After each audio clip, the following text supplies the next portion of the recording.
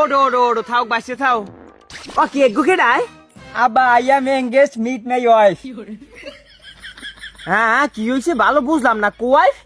আব্বা আলহামদুলিল্লাহ আমি বিবাহ করছি, এটা আমার স্ত্রী। ওরে কান খাইলে হালার ফলা, তুই বিয়ের লইয়ে সইয়াবার কও। এ শালার পর শালা তোর বাহের বিয়ের বয়স হয়েছে তাই তুই রোজার মধ্যে এটা বিয়ে ফুড়ই লইয়েছো।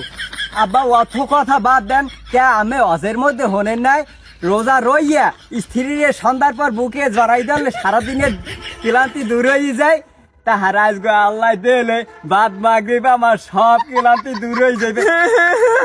ওরে বেহালাই যে হালার পো হালা, তোরে কামে আন তোরে মারি দিয়ে এবার তোর কয়বার উপরে আগে লিপি তো হ্যাঁ হরে কেডা অত গন্ধু কয়। এ সেরি গে এ তোর বাড়ি কই আয়? আব্বু আমার বাসা টাঙ্গাইল। কেডা তোর আব্বু?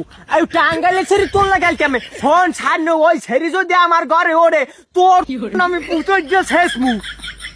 আব্বা সরি, আমি রাগারাগি করেন না।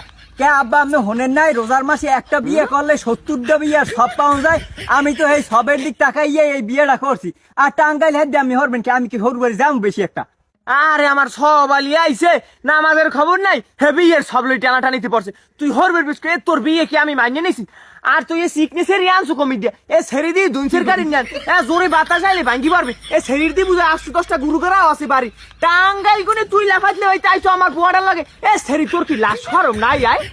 হ্যাঁ আব্বু আব্বু আপনি একটু আমার লই যা করছেন আমি কিন্তু মানিয়ে নিছি, আমার কোনো অসুবিধা নাই। কিন্তু আমার স্ত্রী আমার ওয়াইফের লই যদি আজে বাজে কথা কন আমি কিন্তু মানিয়ে নিব না। কারণ আমি এখন বর্তমানে এই মালি আমার বেশি চেতা বেশি আপন বেশি, হ্যাঁ বোঝেন আপনি?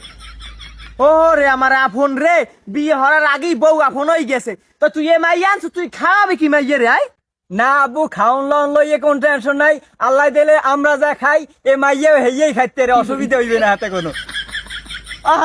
কাল ব্যাটকাই পারে তো তুই যে এখন জোতার বাড়ি খাবি তোর এ মাইয়ে খাইতে পারবে আয়? আলহামদুলিল্লাহ আব্বু হ্যাঁ খাইতে পারবে।